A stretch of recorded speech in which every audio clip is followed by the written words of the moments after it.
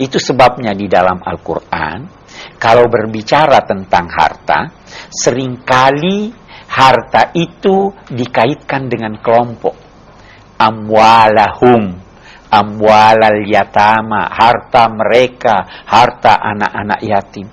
Tapi kalau dia berkata maluhu, hartanya, itu kecaman. Yahsabu anna malahu akhlada. Kalladhi yunfiqu malahu ria'an nas. Ya kan? Tabbat yada abi lahabin wa tab ma aghna anhu maluhu. Semua. Jadi jangan Anda menganggap harta yang Anda miliki adalah harta pribadi Anda. Kalau Anda menganggapnya harta pribadi, maka itu Anda dikecam. Ini yang difahami dari ini.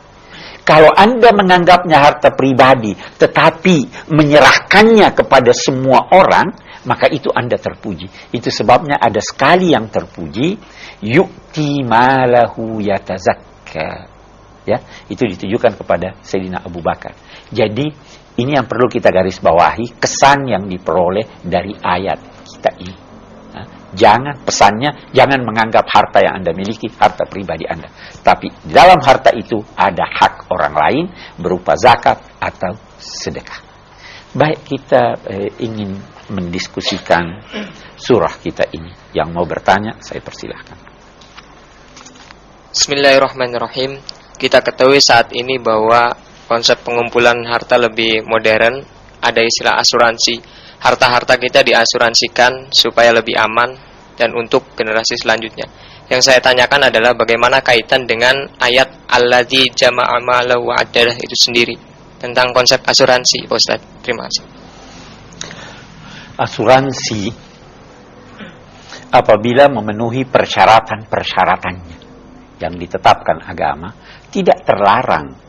Karena sebenarnya ayat ini mengecam orang yang mengumpul harta, menghitung-hitungnya, dalam arti dia sangat cinta pada hartanya, dia kikir untuk mengeluarkan hartanya sesuai dengan tuntunan agama. Agama sama sekali tidak melarang orang menyimpan harta. Sama sekali tidak melarang orang menabung. Menabung kan juga menyimpan harta. Sama sekali tidak melarang orang berpikir mengumpulkan harta untuk masa depannya, ya kan? Atau masa depan anak-anaknya. Selama dia tetap memfungsikan hartanya sesuai dengan tuntunan agama. Dia keluarkan zakatnya, dia bersedekah, dia tidak terlalu cinta pada harta sehingga ada orang yang butuh dia tidak berikan. Dia tidak terlalu cinta kepada harta sehingga dia merasa aman dengan hartanya. Sewaktu-waktu dia tidak merasa bahwa ini bakal hilang, padahal sewaktu-waktu itu semua bisa hilang. Itu yang dikecam. Tapi mengasuransikan harta, mengasuransikan mobil, mengasuransikan rumah, menyimpan perhiasan di bank, ya kan?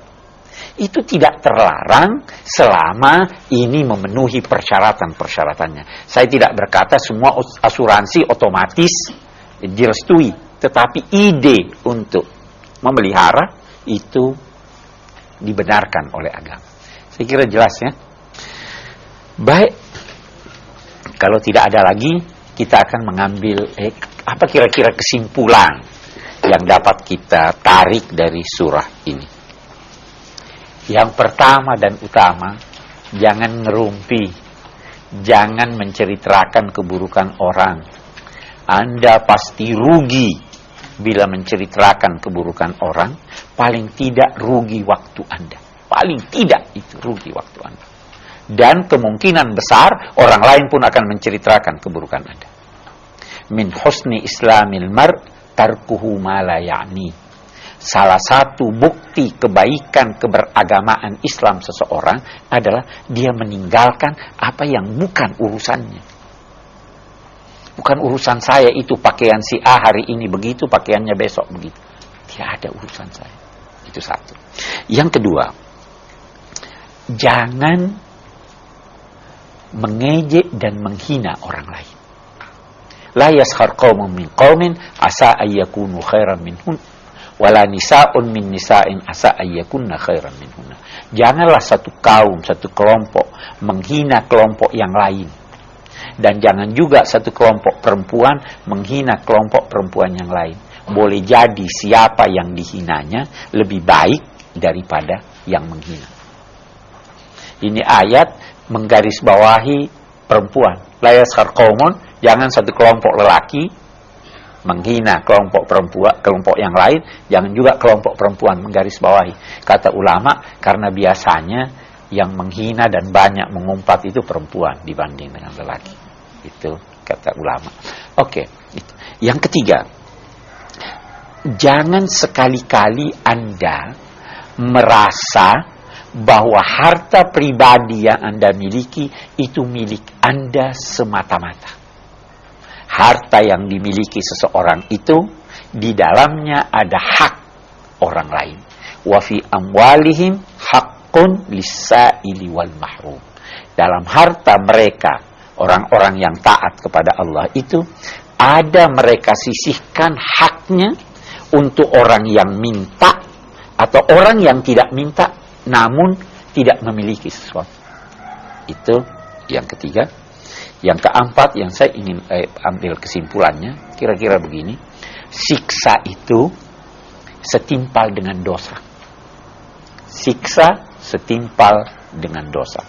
Karena itu, jangan berkata bahwa neraka atau siksa yang diperoleh seseorang di neraka tidak adil. Setiap orang dalam kehidupan dunia ini menanam benih. Benih kejahatan itu menghasilkan buah. Buahnya dipetik di neraka, di akhirat. Itu buahnya di sana. Jangan salahkan seorang petani yang menanam tomat walaupun hanya sebiji kecil. Tomat itu kan bijinya cuma satu ya. Kok bisa bermacam-macam, bisa banyak sekali buahnya. Lebih banyak buahnya daripada benih itu. Ya. Anda lihat, Anda cuma ngerumpis sedikit, Anda cuma menghina, tapi Anda menanam benih. Kapan dipetik benih itu? Di sana nanti dipetik. Itu setimpal dengan apa? Jadi jangan berkata, saya kok cuma begini, di neraka kok setengah mati. Tidak, itu benih yang Anda tanam. Kalau Anda keberatan tentang itu, keberatan juga lah. Kenapa saya menanam sebiji tomat, kok hasilnya banyak? Begitu kira-kira yang dimaksud dengan setiap sebesar dosa, sebesar itu pula sanksi. Siksa serupa dengan dosa. Saya kira itu yang kita dapat ambil dan kita akhiri. Wassalamualaikum warahmatullahi wabarakatuh.